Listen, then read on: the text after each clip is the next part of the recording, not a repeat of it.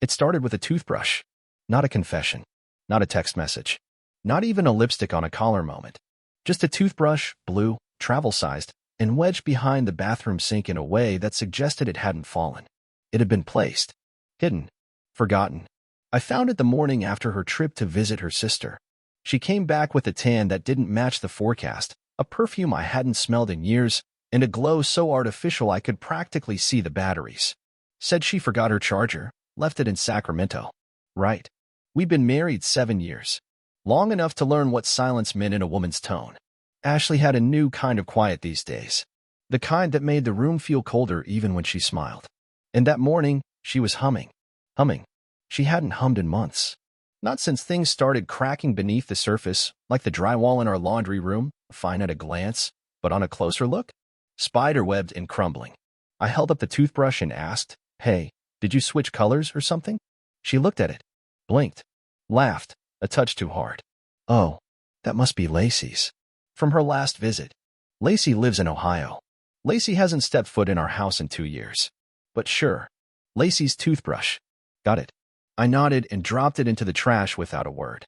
She didn't protest. Just turned back to the mirror, ran a hand through her hair, and said she had a busy day. So did I. Only difference? Mine involved installing a hidden voice recorder inside the bathroom wall vent. Why the bathroom? Because that's where she talks to him. I'd heard whispers through the door before. Soft, playful tones I hadn't been on the receiving end of since before the pandemic. Back when she still said, "I miss you," like it meant something. Now, she said it to someone else. I just didn't know who. Not yet. I'll admit, it felt paranoid at first. Like I was becoming that guy, hovering husband, tinfoil hat, red string on the wall conspiracy theorist. But suspicion isn't crazy when it turns out you were right. That night, I went for a walk. Came home late. Quietly slipped into the office and opened the audio file. The first 5 minutes? Nothing but water running. Then her voice. Gentle. Smiling. Not the voice she uses on me anymore. That voice is reserved for scolding about the dishes or sighing when I forget to record a package delivery. But this voice? It danced. "I miss you already," she whispered. Then a giggle. "You're such a tease. I swear if you were here right now." My heart dropped through the floor and kept falling. I couldn't hear the other side of the conversation, Bluetooth earpiece, probably, but I didn't need to. Her words painted the picture. "I hate how he still tries," she said once. "It's honestly sad. Like watching a dog bring you the same chewed-up ball over and over." The dog was me. And the ball? Our marriage. She laughed again. Said something about how he still doesn't know. Said he asked about a toothbrush. Said she blamed it on Lacey. They laughed together. I didn't. I sat there, staring at the wall, letting it all soak in. You ever feel your entire world collapse in a room that still smells like dryer sheets and leftover Chinese takeout? That was me. Right then. But I didn't cry. Didn't throw anything. Didn't march upstairs and wake her with a righteous speech about betrayal. No. I pressed Save As. Named the file Breakfast Surprise. Because I knew exactly when I'd play it. And who would be sitting at the table? Tomorrow. Her whole family. Let's just say Thanksgiving's gonna be different this year. Her mother brought the pie.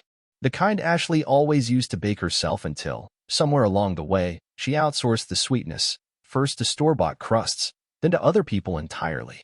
It was Thanksgiving morning. The house smelled like cinnamon and staged affection. Ashley flitted around the kitchen in her cranberry-colored blouse, cheeks brushed with just enough blush to feign warmth. She was playing host like she hadn't just emotionally clocked out of our marriage 6 months ago. Her dad gave me a firm handshake at the door. The same handshake he gave me on our wedding day. Back when he told me, "You take care of her, son, and she'll never stray." She strayed all right, emotionally, geographically, probably even tax-wise. Her sister showed up next, followed by her husband, who always looked at me like I'm married above my station. I guess technically I did. Ashley had that aura, that effortless charm that made people assume she was the one settling. Not anymore. We all gathered around the table. 11 people, including nieces who were too young to spell betrayal but old enough to feel tension hanging in the air like a fog nobody could name. Ashley stood at the head of the table, beaming like the queen of her own sitcom. She raised her glass. "To family," she said. "And to second chances." I nearly choked on my water. Second chances. That was rich. Was that for me or for him? Either way, I didn't toast. I just smiled. Because my moment was coming. I'd placed the speaker under the dining room hutch earlier that morning. Small, discreet, Bluetooth-enabled. Sync to my phone, queue to the file named Breakfast Surprise. They didn't know it yet, but brunch was about to be served with a side of betrayal. Ashley was spooning mashed potatoes when I tapped the play button. It started soft. Her voice. Sweet. Dreamy. The kind of tone she hadn't used on me since before we started arguing about whose turn it was to buy toilet paper. I miss you already, her voice cooed from under the table. Conversations faltered. Ashley froze mid-scoop. Her mom blinked. Her sister raised an eyebrow. You're such a tease, the recording continued, her voice floating through the room like perfume. I swear if you were here right now. She dropped the spoon. Silver clanged on ceramic. Aunt Maggie looked around like she was trying to figure out if this was a prank or performance art. Ashley turned to me slowly, eyes wide. I sipped my coffee. It's honestly sad, her voice said again from the speaker. Like watching a dog bring you the same chewed-up ball over and over. Her father's jaw tightened. Her mother turned redder than the cranberry sauce. Her voice giggled. He asked about a toothbrush. I told him it was Lacey's. Lacey, seated at the far end of the table, set down her fork. Wait, what? Ashley shot to her feet. Logan, turn it off. Her voice trembled with urgency. Not rage. Not remorse. Just fear. I didn't. Instead, I looked her in the eye and said, Lacey, just so you know, she dragged you into this lie. Don't let it follow you out the door. The speaker continued. Another soft giggle. A whispered, I love you more, to a voice that wasn't mine. Her brother-in-law stared at his phone like he wished it would teleport him elsewhere. Her niece asked, why is Annie talking like that? Her mom muttered, oh my God. Ashley lunged toward the speaker. I slid it out of reach. It's not what it sounds like, she shouted. Oh, I asked. Because it sounds a lot like adultery with extra audio clarity. Her father stood up. Ashley, is this true? She opened her mouth, then closed it. Her lips moved, but no sound came out. Her eyes darted around the room, looking for sympathy, a lifeline, maybe even a rewind button. There wasn't one. There was only the truth, and it had excellent sound quality. I stood, adjusted my chair with the kind of calm you only get when the storm has already hit, and you're the only one with an umbrella. Well, I said, gesturing to the table. I figured it was time everyone heard the blessings Ashley's been counting. Behind closed doors.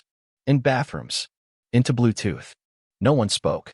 Ashley sat down slowly, her hands trembling. Her sister cleared her throat. So, who was she talking to? I shrugged. That's the million-dollar question. I was going to ask her after dessert. But I think the appetite's gone now. And with that, I walked into the kitchen, poured myself another cup of coffee, and left the Bluetooth speaker playing one last line. You still don't know, do you? No. But now, everyone else did. If betrayal had a face, it was carved into the cheekbones of a man named Chase Donovan. The name alone sounds like it should come with cologne ads and poor decision-making. You know the type, tight shirts, tighter jeans, a smirk that says, I've never paid for a drink in my life, and I plan to die that way. And he was real. Not just a voice on the speaker anymore. Not just a phantom whisper in the bathroom. Real. I met him on a Tuesday. Unannounced. A surprise dinner. Ashley told me to meet her at a little Italian place downtown. Said she wanted to talk. Said she owed me that much. What she meant was, she wanted an audience for the reveal. I showed up in a button-down and cautious optimism. Thought maybe we'd have a grown-up conversation. Closure. Civility. Instead, I walked into a candlelit ambush. He was already seated when I got there, leaning back like he owned the booth. Black shirt, hair gel to perfection, smile polished to a high gloss. The kind of guy who looks like he names his abs. Ashley was next to him, laughing. Not the kind of laugh you share with an old friend. This was new skin, new sin laughter. Loud. Loose. Familiar. She motioned to the seat across from them. Logan, she said sweetly, this is Chase. You've heard me mention him from work. Yeah, I'd heard. The mentor. The brilliant strategist. The guy who just gets me. I sat. Nodded. My hands under the table curled into fists before the appetizer arrived. Chase leaned in. His eyes locked on mine, calm as a snake in a sunbeam. I'll make this simple, he said. You've got two options. Oh, good. A choice. How generous. He folded his hands like a game show host delivering bad news with flair. Leave quietly, or face me like a man. Ashley didn't flinch. She didn't object. She smiled. That's when it hit me. This wasn't a conversation. This was a handoff. A ceremonial changing of the guard where I got to watch myself be replaced in real time. My name scratched out on the lease of her life. You want to know what betrayal really is? It's watching the woman you once built a future with sit silently while another man gives you the exit speech. I smiled. Not out of politeness, but clarity. Then I leaned in just as calm, just as quiet. You want your teeth whole or in pieces? His smirk wavered. I stood up, and I cleared the table with his face. Plates shattered. Wine flew.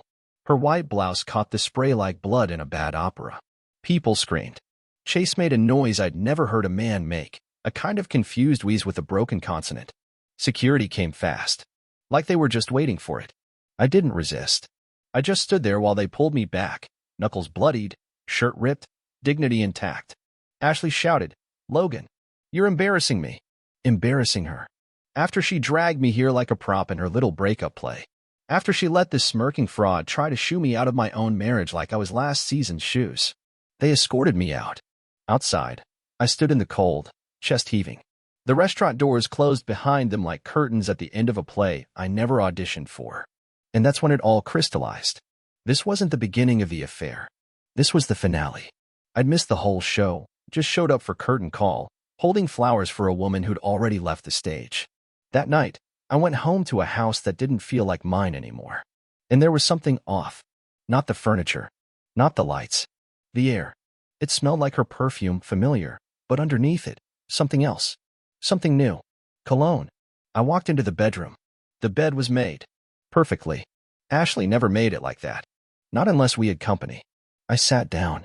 Mind spinning. Phone buzzed. A text from her. You didn't have to do that. You embarrassed yourself. No, are you okay? No, can we talk? Just cold, clean blame. And that's when the switch flipped. I stood. Walked straight to the closet. Looked through her shoes. Found a pair of heels I'd never seen. Red. Designer. Ashley hadn't worn heels in months. Not for me, anyway. I moved to her vanity.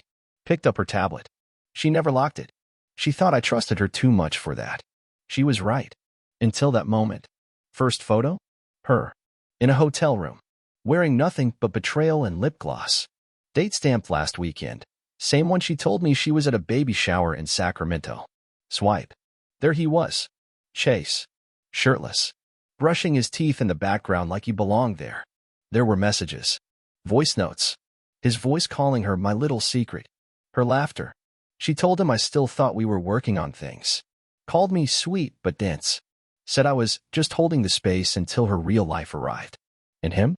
He told her, he's not your equal. He's your placeholder. That was the moment the tears tried to come. But I didn't let them. I smiled instead. Because now, I wasn't just suspicious. I had evidence. And more importantly, I had motivation. They thought that was the end. But it wasn't. It was my beginning. I didn't leave right away. I wanted to. I wanted to grab my keys, slam the door, and let it all burn behind me like a bad memory on fast forward. But instead, I sat there, in the same house I used to call home, listening to her laugh echo in my head like a glitch on loop. I didn't sleep that night. I didn't try. I stared at the ceiling while the hours crawled past like ants, slow, relentless, impossible to ignore. By sunrise, I knew what I had to do. I grabbed a duffel bag, packed enough clothes to keep me anonymous, and left behind everything that still smelled like us. The wedding photos? Still on the wall. Her bathrobe? Still hanging on the back of the door. The coffee mug that said, "World's okayest husband?" Still sitting in the sink with a lipstick stain that wasn't mine. I left it all. I didn't take revenge. Not yet. No.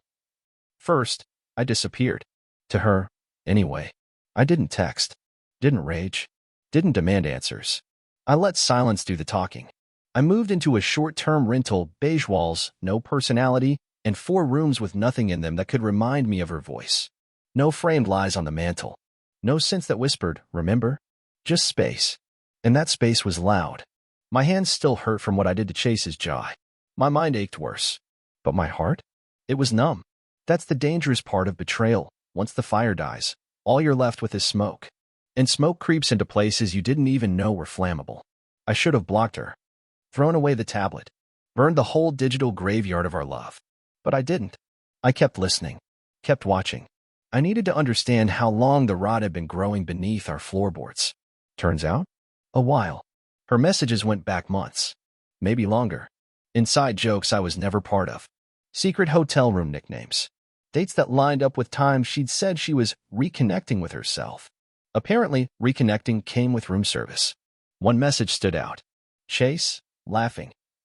So, are we finally doing it? Are you telling him? Her reply. Yeah, this week. He deserves to hear it face to face. But I'm not ready for a big scene. Maybe a dinner. Public. Safe. He replied with a voice note. Make sure it's somewhere upscale. I don't want his cheap energy messing with my vibe. I played that line 5 times. Cheap energy. Coming from a man who probably uses hair gel with gold flakes. That's when it hit me. This wasn't just betrayal. This was performance art. They didn't just fall in love. They orchestrated my downfall like it was an episode of some twisted reality show, How to Ditch Your Husband and Keep the House. But what they forgot was that I watch all the way to the end credits. I wasn't about to fight for her. I wasn't going to beg. She wanted freedom? Great. Let her choke on it. But I also wasn't going to let her rewrite history with herself as the hero and me as the tragic loser who just didn't keep up. So I started planning. Not to hurt her. Not physically. But to expose her. Not with fists. With facts. I started collecting more. Messages. Call logs. Calendar overlaps. And something else, too. Remember that toothbrush? I didn't throw it out. I kept it. I took it to a lab. Yes, that kind of lab. You know what it confirmed? It didn't belong to Chase. It belonged to someone else. Someone new. Turns out, he wasn't the only one she whispered to behind closed doors. The woman was building a portfolio. I wasn't just being replaced. I was being diversified. The best part? She didn't know I knew. Not yet. She still thought I was licking my wounds somewhere. Still thought I'd resurface with an apology and a box of chocolates like I'd somehow caused her infidelity by not folding the laundry fast enough. I didn't. I waited. And while I waited, I prepared something special. Something poetic. Because when the time came, I wouldn't shout. I wouldn't scream. I'd let her expose herself. And I'd be there. Sitting calmly. Holding the remote. The invitation came in a pale blue envelope. Monogrammed. Elegant. Trying way too hard. Inside, celebrating new beginnings, hosted by Ashley and friends. Some kind of cocktail party. Networking event. Post-breakup PR spin disguised as a social gathering. Apparently, she thought she could reintroduce herself to the world like nothing happened. Like the mess she made had already been cleaned up with a cocktail napkin and a carefully curated Instagram caption. Growth is painful but necessary. Dizzy Sparkles hashtag starting fresh. I didn't RSVP. I showed up. No dramatic entrance. No Vengeance playlist playing in the background. Just a tailored jacket, clean shave, and the calm expression of a man who'd watched the house burn down and still remembered where the matches were. It was at a rooftop lounge, glass everywhere, fake smiles, and the kind of crowd that uses words like alignment and synergy without irony. I spotted her near the bar, wearing red. Of course, it's always red when they want to feel powerful. She was glowing in that manufactured way people do when they're trying to prove how unbothered they are. Champagne in hand, had tilted just slightly to laugh at something not that funny. Chase was beside her. Still smug. Still overdressed for someone underqualified to be in my presence. I didn't approach them. Not yet. First, I made the rounds. Shook hands. Nodded politely. Listened to Ashley's friends pretend not to be surprised that I was there. Oh, Logan. You look great. Translation. We thought you were in a cabin somewhere eating regret for breakfast. I smiled. Said thanks. Even made a toast with one of her friends, Lauren, I think. She used to send me Pinterest links to couples therapy articles, just in case. She avoided eye contact now. Can't blame her. I was the ghost walking through their glossy little seance. Eventually, Ashley noticed me. Her face tightened just slightly. Then plastic smile. She approached. Logan, she said, like she was running into an ex from college instead of the husband she had emotionally evicted like a tenant behind on rent. I didn't know you were coming. I know, I said. I wanted to surprise you. I heard you were celebrating a fresh start. Her lips pressed together. I hope this isn't going to be a thing. I tilted my head. A thing. She glanced around. Chase hovered just behind her, arms crossed like the bouncer of her ego. Ashley gave a rehearsed laugh. You know what I mean. We're all trying to move forward. And yet, I said, pulling my phone from my jacket pocket, some of us are still stuck with old messages. I opened the folder. Scrolled once. Remember this one? I asked. You told him. He's so dumb he thinks I'm still deciding. That was sent the night I made dinner for our anniversary. Steak. Garlic potatoes. You took a call in the bathroom, said it was Lacey. Her mouth opened. Closed. People nearby had started glancing our way. Conversations quieting like a tide pulling back before the wave. Chase stepped in. Okay, man, you made your point. No, I said, eyes on Ashley, I'm not here to fight. I swiped once more and turned my screen to her. A video. Just 2 seconds of audio. Not Chase's voice. Another man. Laughing. Saying, does he even know about us? Ashley's eyes widened. Chase's face dropped. What is that? He asked her. Ashley blinked. That's nothing. That was before. It's old.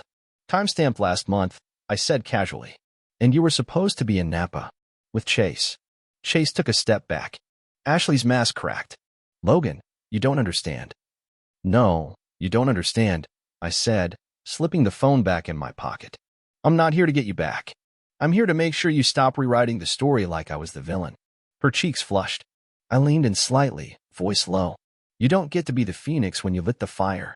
And with that, I smiled. Genuine. Free. Then I walked away. Past the champagne. Past Chase's stunned silence. Past Ashley's world, which had just started slipping sideways under the weight of her own deception.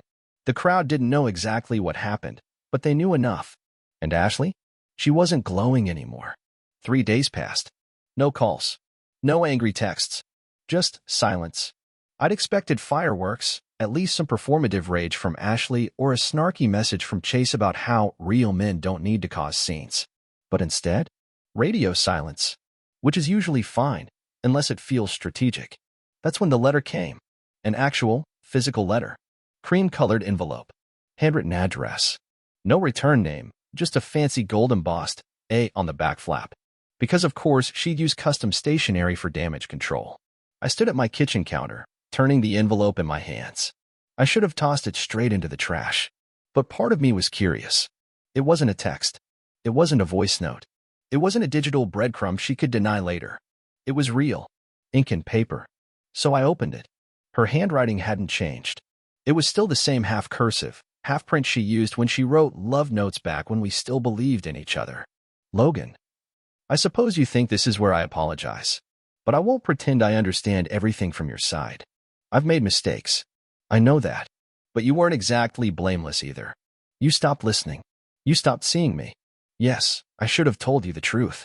But honestly, I didn't think you'd handle it. You always needed things clean and orderly. Predictable. Safe. I outgrew that. Chase made me feel like I had permission to want more. But this isn't about Chase. This is about the fact that you humiliated me in front of my family. In front of my people.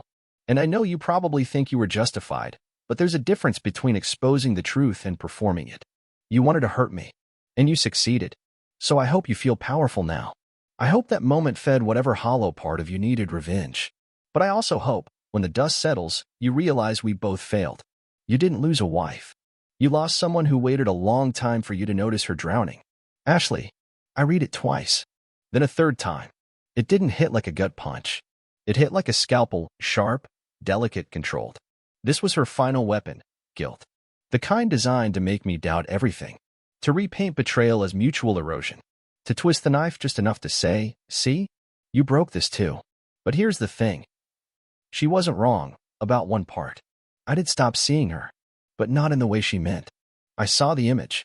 The checklist. The woman who fit beside me in photos, beside me at dinner parties. Not the woman unraveling quietly while I worked late and fixed leaky faucets and assumed love was maintenance. She was unraveling and I missed it. But she didn't wave for help. She climbed out of the pool, toweled off, and dove into someone else's arms. So no, Ashley, this wasn't mutual. This wasn't two people drifting apart. This was you abandoning ship, then blaming me for the waves. I folded the letter, tucked it into a drawer I never opened, right next to the napkin from our first date. And that's when I knew what had to happen next. This wasn't just about Ashley anymore. It was about the version of me she buried beneath her new beginning. And I was ready to dig him out. With a shovel made of clarity. And something else, too. An invitation of my own. Because if she wanted to tell her story, I had no choice but to tell mine. To the right audience. And I knew exactly who that was. Her letter haunted me for a week. Not because it hurt, but because it almost worked.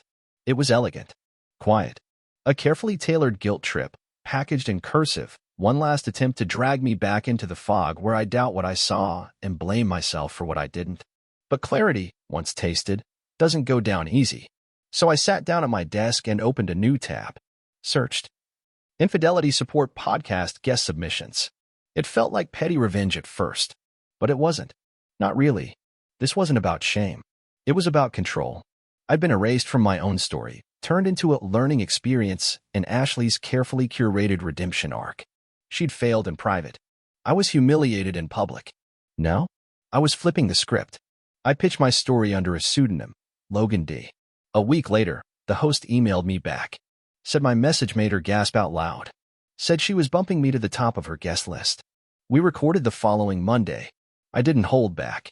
I told her about the toothbrush, the speaker at Thanksgiving, the man in the tight black shirt who called me a placeholder to my face.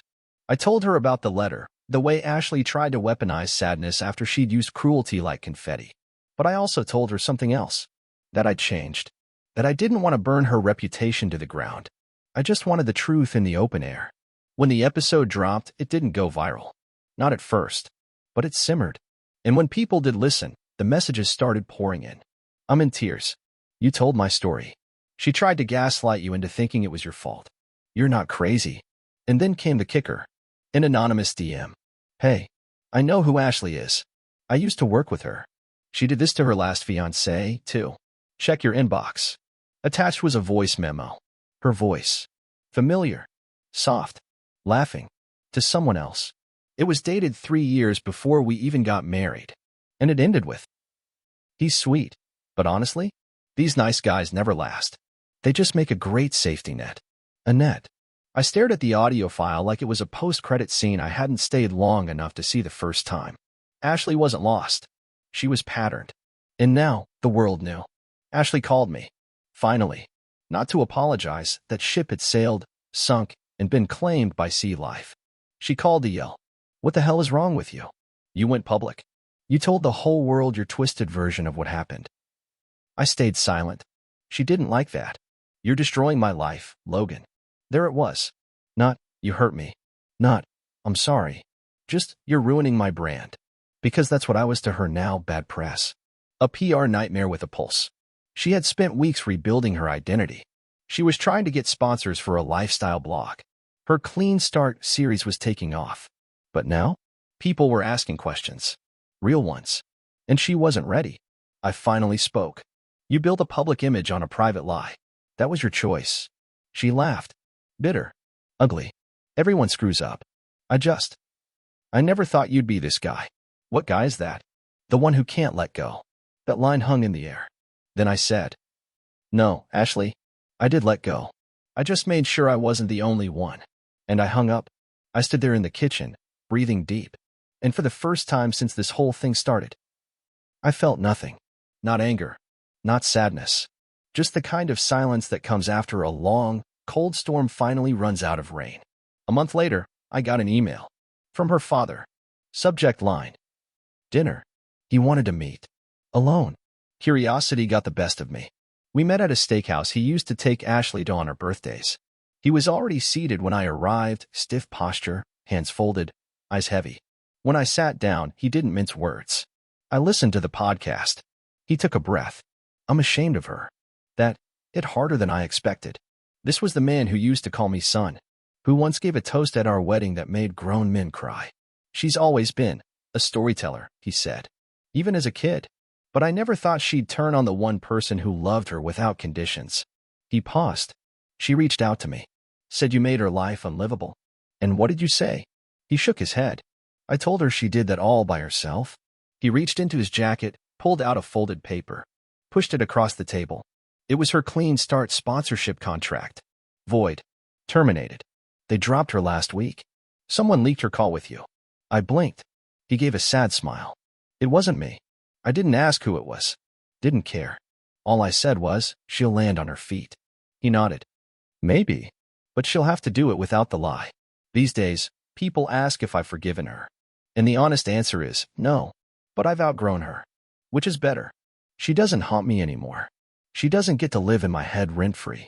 I gave her the eviction notice the day I stopped needing to prove I was the good guy. And yes, people still find the podcast, still send messages. Some of them think I was harsh. Some say I was patient. But all of them say the same thing. You didn't deserve that. And maybe, just maybe, I finally believe them. I live in a different place now. Smaller. Quieter. There's a plant in the window that I water daily. It's not symbolic. It's just living. And so am I. One morning, I checked my email. New message. Subject. Your story helped me leave. It was a woman. Married 14 years. Gaslit. Cheated on. Forgotten. She heard my episode and walked out the next day. Said she didn't cry until she was halfway down the interstate. Said the line that stayed with her was this: "You don't get to be the phoenix when you lit the fire." She thanked me. Told me I saved her. But here's the truth. She saved herself. Just like I did. And now, we're both walking out of the smoke. Not burned. Just changed.